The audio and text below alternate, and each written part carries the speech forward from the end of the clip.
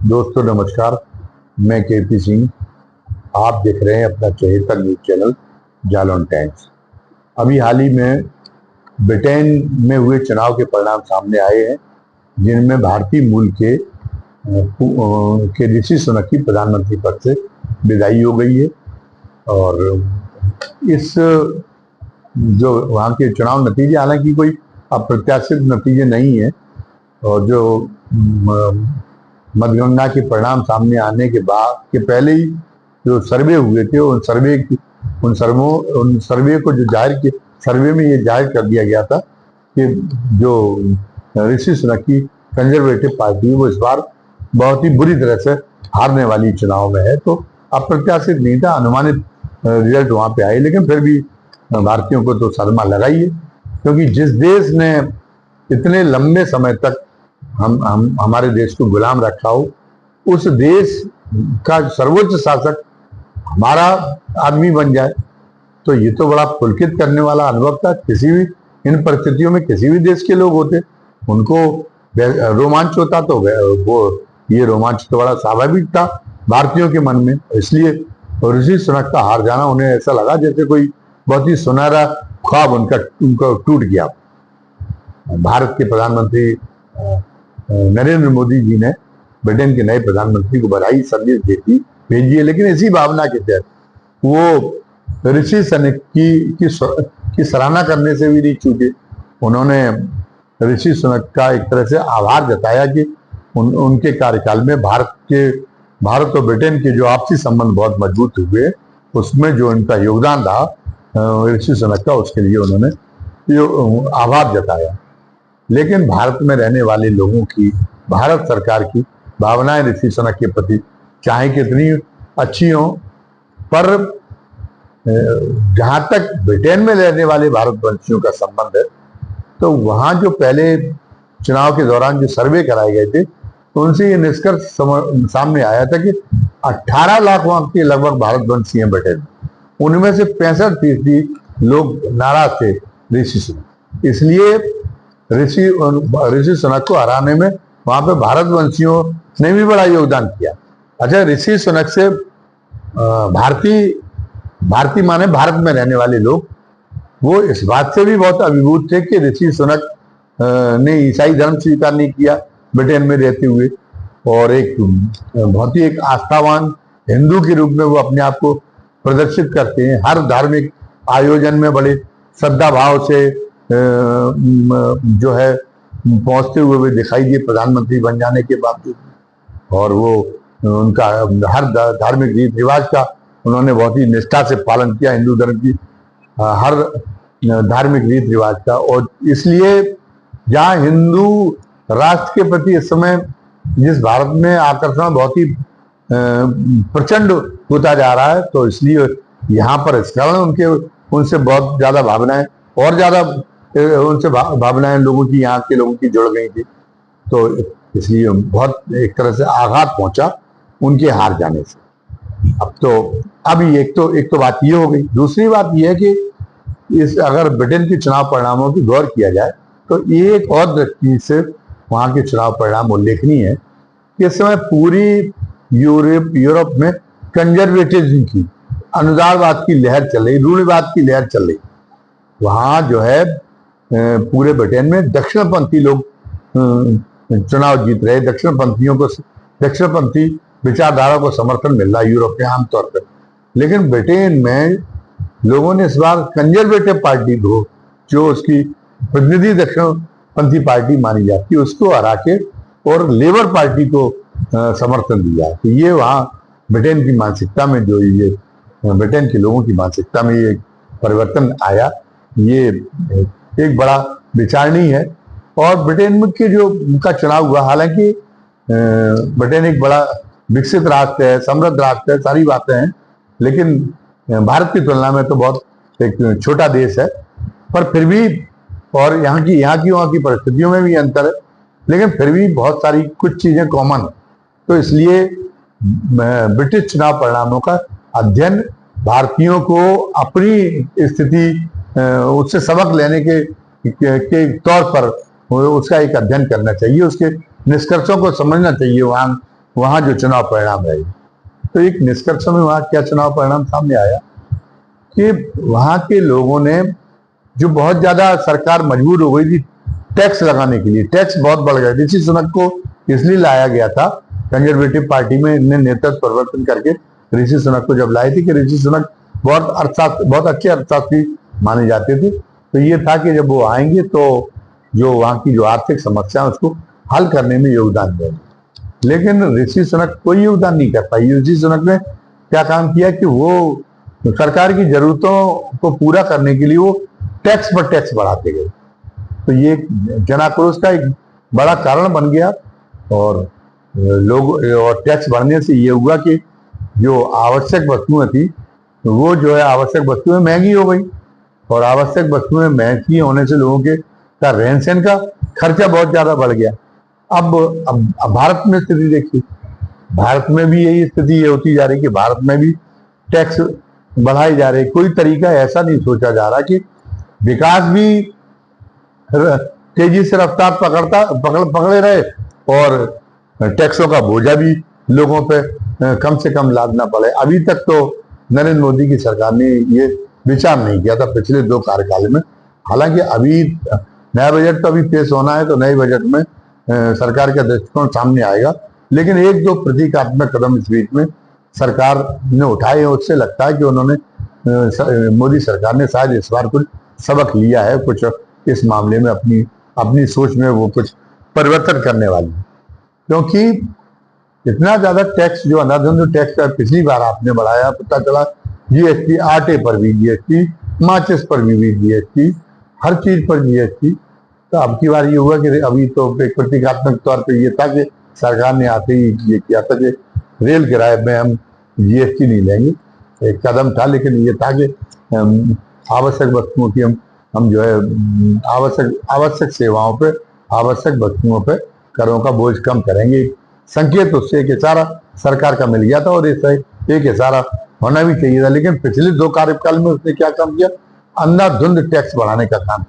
उसका कारण ये था कि विकास संबंधी उसकी महत्वाकांक्षाएं बहुत ऊंची थी और वो उन महत्वाकांक्षाओं को पूरा करने के लिए ऐसा नहीं कि जो जितने संसाधन थे या वो आम जनता को टैक्स की मार से पीड़ित किए बिना संसाधन नहीं जुटा सकती थी, ऐसा नहीं था। एक तो संसाधन जुटाने का तरीका ये था कि 2014 में जो बात कह के नरेंद्र मोदी को नेतृत्व संभाला था, नरेंद्र मोदी ने जो बात कह के जब अपने जनता का विश्वास अर्जित किया था, वो बात ये थी कि जो काले धन को हम निकालने का बहुत काम करेंगे, हम स्विस बैंकों से भी पैसे लाएंगे और काला धन इतना है कि अगर हमने जब काला धन पूरा वापस लाएंगे तो विकास संबंधी महत्वाकांक्षा जो हमारी तो उसकी जरूरतें तो सबकी सब पूरी होंगी और इतना ज्यादा पैसा हमारे पास अपराध हो जाएगा कि हम हर देश के हर नागरिक के खाते में 15 लाख रुपए भेज सकेंगे। लेकिन ये प्रवंचना साबित हुई। सरकार आई, सरकार जो है स्विस बैंकों से कुछ खास काला धन वापस लाने में सफल नहीं हो पाई।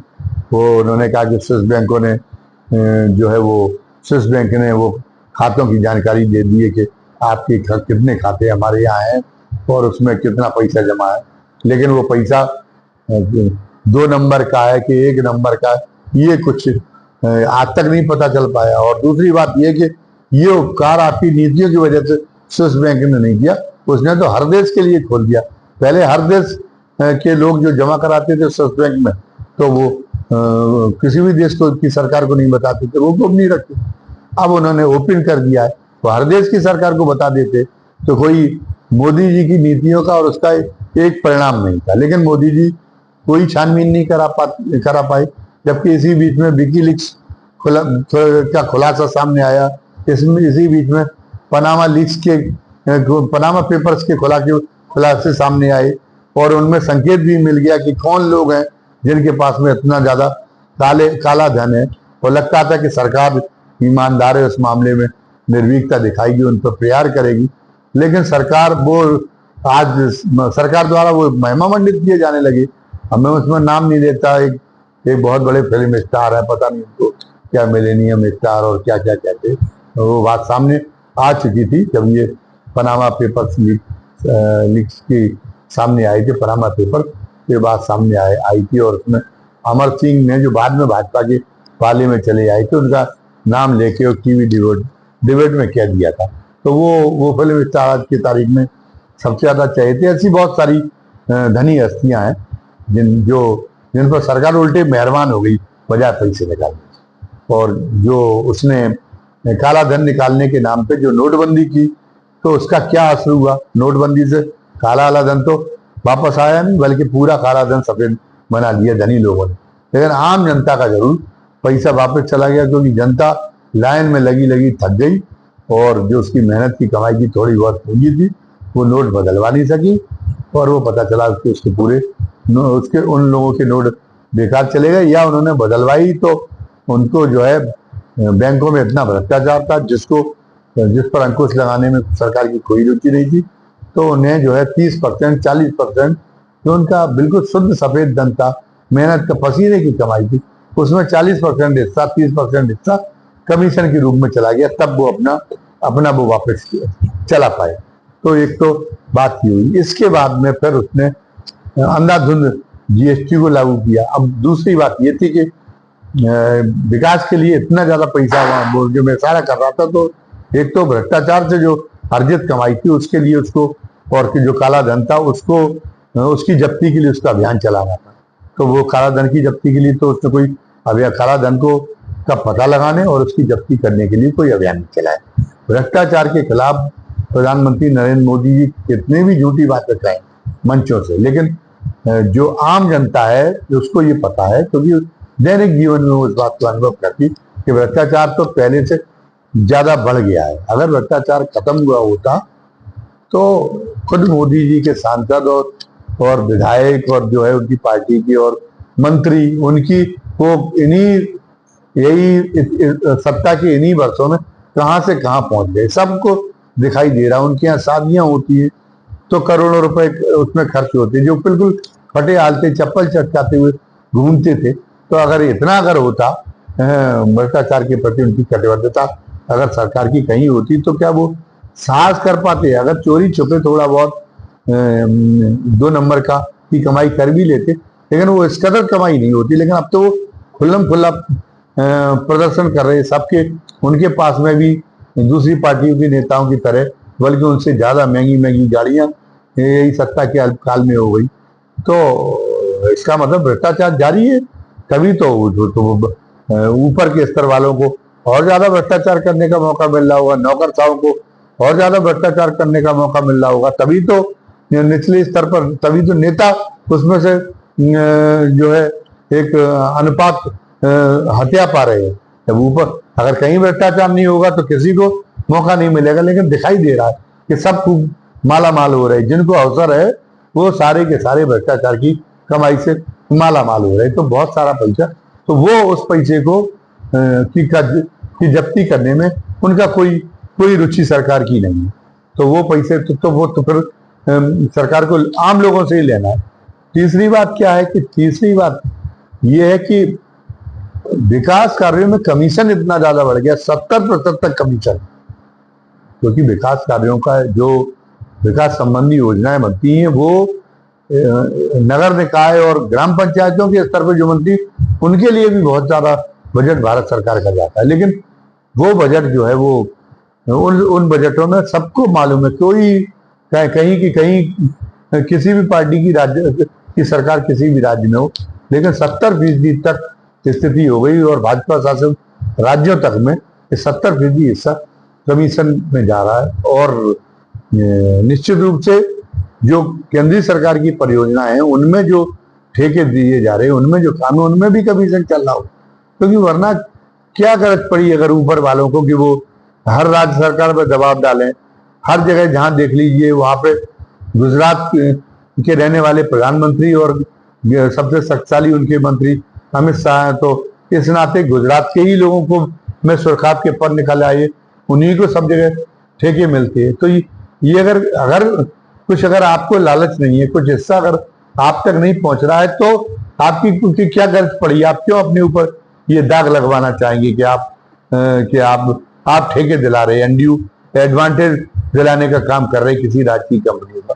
तो कहीं ना कहीं आपका एक स्वार्थ है पार्टी चलाने के लिए, आप उनसे फंड की व्यवस्था करवा रहे हो उनके माध्यम से, या जिस तरीके से कर रहे हो। और अमित शाह के बेटे जो जैसा की हैसियत जो बढ़ी है, ये तो बात बहुत सामने प्रकाश में आ चुकी, इसलिए आपकी तो एक बढ़ रही। तो एक वो प्रसंग ये है कि आप कितना भी जनता से आप उसका बिल्कुल खून भी निकाल लें, तब पैसे देने की क्षमता खत्म हो जाए, तब भी आपकी जो कहते हैं ना देसी भाषा में कहा जाता है पूर्ण नहीं पड़ेगी। तो जो आपकी विकास संबंधी महत्वाकांक्षा है उनके लिए पूर्ण नहीं पड़ेगी, क्योंकि केवल 30% खर्च होना है। कितना हर परियोजना की लागत कितनी महंगी पड़ रही है, 70% जब कमीशन के लिए देना है तो 30% का केवल खर्च होना है। और अगर वास्तव में अगर जो है भ्रष्टाचार खत्म हो जाए तो केवल 30% जो असली लागत है उसके लिए व्यवस्था करनी पड़ेगी। तो बहुत ज्यादा कार्य हो जाएंगे, आपको इतनी ज्यादा टैक्स लगाने की जरूरत भी नहीं है। तो वो भी तो उसमें भी सरकार की कोई रुचि नहीं है। तीसरी बात यह कि आप टैक्स जो है उन्हीं आम आदमियों पे ही लगाना चाहते हैं। अब टैक्स जो है वो आपको सुझाव दिया जा रहा है कि उन अमीरों से टैक्स लें जिनके जो विकास संबंधी महत्वाकांक्षा से तो उनका मुनाफा बढ़ रहा है। आम जनता को तो केवल सहूलियत बढ़ जाती है। आपने एक्सप्रेस वे बना दिया तो उसको सहूलियत हो गई कि अगर वो कभी जाएगा एक शहर से दूसरे शहर तो कम टाइम पे में पहुंच जाएगा और बिना दचके हचके खाए हुए स्मूथ सड़क होगी तो पहुंच जाएगा। तो लेकिन लोग सहूलियत के साथ यही है तो आपका कर्तव्य है। तो उससे तो आप उसको बाजार रेट पर आप जो है आपको उससे तो टैक्स नहीं वसूलना चाहिए। पर जिस ढंग से आप टोल वसूलते हैं लोगों के साथ में, उसमें एक सावधान बाई फैसिलिटी तोलते हैं आम लोगों के साथ में जो छोटी गाड़ियों से चल रहे उन पे भी उतना टोल आपने लाद रखा है। तो फिर तो ये हुआ कि आपने तो रोड बनाए और एक तरह से उसका व्यापार का उनको बनिए की दुकान बना दिया कि हम रोड से हम तो कमाई करेंगे, तो मुनाफा करेंगे। तो आप तो उसमें सरकार अपना मुनाफा जोड़ रही है, ब्याज देने की तो बात दूसरी है। उसको होना करना तो उसको ये चाहिए कि वो अपनी व्यवस्था लोगों के लिए लगभग निःशुल्क रोड की व्यवस्था पहले निःशुल्क होती रही, तो वो चाहे एक्सप्रेस वे बनाए चाहे जितनी उन्नत रोड बनाए, लेकिन लोगों के लिए वो उसको जो है वो निःशुल्क व्यवस्था करे और वो उन लोगों से जो फैक्ट्री मालिक है उनसे जो है टैक्स वसूली करे। लेकिन वो फैक्ट्री मालिकों से तो वो जो है वो सारा का सारा उसका खर्चा एक्सप्रेस वे के निर्माण का उनसे वसूल करना चाहिए, लेकिन उनसे वो उतना ज्यादा वसूल नहीं करना चाहती, इसलिए पूरा बोझा आम आदमी पर लाद देती है और उनका मुनाफा बढ़ा देती है। तो उनका जब आप मुनाफा बढ़ाने का काम कर रहे हैं। दूसरी बात, जो आयकर जो वसूल किया जाता है तो कारपोरेट टैक्स में जो कारपोरेट जो देता है, कारपोरेट सेक्टर से जो आप आयकर जो है जो कारपोरेटर से जो आप आयकर लेते हैं उसमें इतना झोल है कि 1 लाख रुपए कारपोरेटर आयकर में जब तक जमा करता जब 1 करोड़ रुपए की चोरी कर लेता, तो उसको आपको रोकने में कोई रुचि नहीं है। इसीलिए अमीर लगातार गरीब होते जा रहे हैं और टैक्स का अनुपात बढ़ते जाने से की वजह से जो आम आदमी है वो गरीब हो रहा है और वो लोग अमीर होते जा रहे हैं। तो अगर आप यहाँ नहीं रोक पा रहे तो आप फिर जाके वहां पे रोके, आखिरी में बांध बनाए उनके लिए। बांध बनाने से मतलब है कि उनके ऊपर वेल्थ टैक्स लगाएं जो दुनिया की कई देशों में लगता है, जो अमीर लोग हैं उन पर। लेकिन आप वेल्थ टैक्स नहीं लगाना चाहते, आप तो आम आदमी पर ही टैक्स लगाना चाहते। तो उससे क्या हुआ कि जो ब्रिटेन की में जो जनता में नाराजगी बढ़ी टैक्स बढ़ने से, वो नाराजगी यहाँ पे भी बढ़ सकती है। तो अब की बार ये आने वाले बजट में देखने वाली बात होगी कि इसमें जो है आम आदमी पर टैक्स का बोझ हल्का करके और अपनी विकास संबंधी महत्वाकांक्षाएं पूरी करने के लिए जो टैक्स दे सकते हैं उन पर टैक्स बढ़ाने का काम सरकार कैसे करती, ये देखने वाली बात होगी। और जितना बड़ा आदमी है, जितना धन संपन्न लोग हैं, सेक्टर हैं, उनको जो टैक्स की व्यापक पैमाने पर चोरी करने की जो आप गुंजाइश आपने रख छोड़ी, वो गुंजाइश है कितनी कम आप कर पाते हैं, मतलब सरकार कितना कम कर पाती, इस बार हमारे यहाँ देखने की बात ये होगी। तो ये भी एक ब्रिटेन के चुनाव में एक सबक होगा।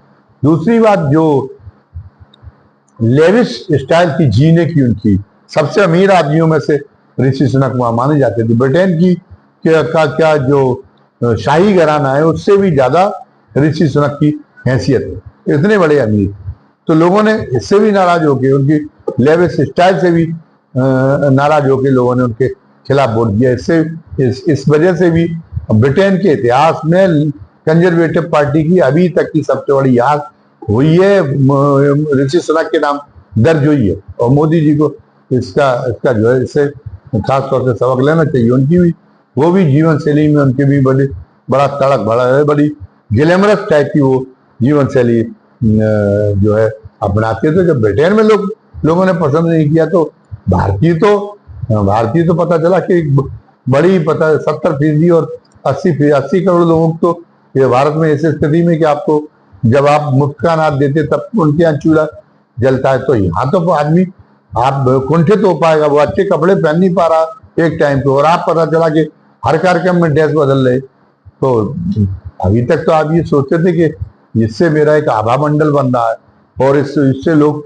सम्मोहित हो गए, मुझे जो है मेरा समर्थन बढ़ेगा। लेकिन अब वो सम्मोहन का जो था जादू वो छिप चुका है। अब लोगों के अंदर वो कुंठा उभरने लगी कि हम ढंग से जी नहीं पा रहे, हम ढंग से कपड़े पहन नहीं पा रहे, और आप हर घंटे कपड़े बदल रहे।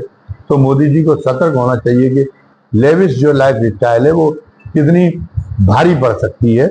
और शायद वो सतर्क हुए भी हैं, क्योंकि अब वो कार्यक्रमों में ये देखा जाता है कि कई बार पूरे दिन उनके एक ही जैसे कपड़े रहते हैं। लेकिन चलिए ठीक है, उनका धन्यवाद है कि उन्होंने सबक सीखा। अच्छा, दूसरी बात यह कि पिछले जो 10 साल में है उनमें मोदी जी ने ये नीति अपना रखी थी कि हम बुलेट ट्रेन चलाएं। हम जो है बुलेट ट्रेन की तो प्रतीकात्मक एक उदाहरण के तौर पे मैं चर्चा कर रहा हूँ, बुलेट ट्रेन चलाएं, वंदे भारत ट्रेन चलाएं। मतलब जो बहुत ही क्रीमी लेयर है जो समाज की, जो बिल्कुल समाज का अति संपन्न वर्ग है, उसकी सुविधा के जो है उसकी सुविधा, उसके स्तर के साधनों में वृद्धि करें, उसके सुख साधनों में वृद्धि करें। तो वो जो है उसका समर्थन हमें मिलेगा। और उसके पीछे जनता, मतलब जब वो जहाँ देगी तो जनता के अंदर तो दीनता की भावना है, तो वो हमारे प्रभु ज्यादा जहाँ वोट कर रहे हैं वहीं हमें भी वोट करेंगे तो वो देती जाएगी। लेकिन ब्रिटेन में इसके खिलाफ भी हुआ है कि नहीं, वो लोगों ने वहां इस चीज को भी पसंद नहीं किया, वहां पे भी यही हो रहा था। तो लोगों अब मोदी जी को ध्यान देना पड़ेगा कि इस बार लोगों ने दिखा दिया कि यहाँ भारत में भी लोगों के नाराज होने का और जो मोदी जी की विपरीत चुनाव परिणाम गए उसका एक कारण ये भी था कि संपन्न वर्ग के लोगों की जो है सुख पर वो ज्यादा ध्यान दे रहे थे, उनकी सुखानुभूति बढ़ाने के लिए शानदार प्लेटफार्म हो, फिर प्लेटफार्म हो उसको अदानी जी को दे दें, और फिर हम जो है वहाँ वंदे भारत जैसी ट्रेनें आए, और तो वहाँ पे पता चला कि अगर 100 रुपए का भी केवल वंदे भारत जैसी ट्रेन चले तो वंदे भारत का जो मुसाफिर है वो तो पता चला कि टिप में होटल में खाना खाते समय 100-200 रुपए की टिप दे देता, तो उसे प्लेटफार्म का बिना मांगे दे देता, तो उसे प्लेटफार्म का टिकट 100 रुपए खरीदने में क्या हर्ज आता। तो और बशर्ते उसका जो है उसकी उतनी तड़क भड़क हो जो उसकी स्तर के अनुरूप, उसकी जीवन शैली के अनुरूप हो। लेकिन आम आदमी को तो वो बहुत भारी पड़ जाता, तो सब कुछ उसी को ध्यान में रख के काम किया जा रहा था। अब लोगों को अब सरकार को इस बात की चिंता करनी पड़ेगी कि वो अपनी तड़क भड़क के, अगर वो तड़क भड़क से जीना चाहते तो अपने लिए तड़क भड़क, अपने खर्चे से तड़क भड़क की व्यवस्था करें।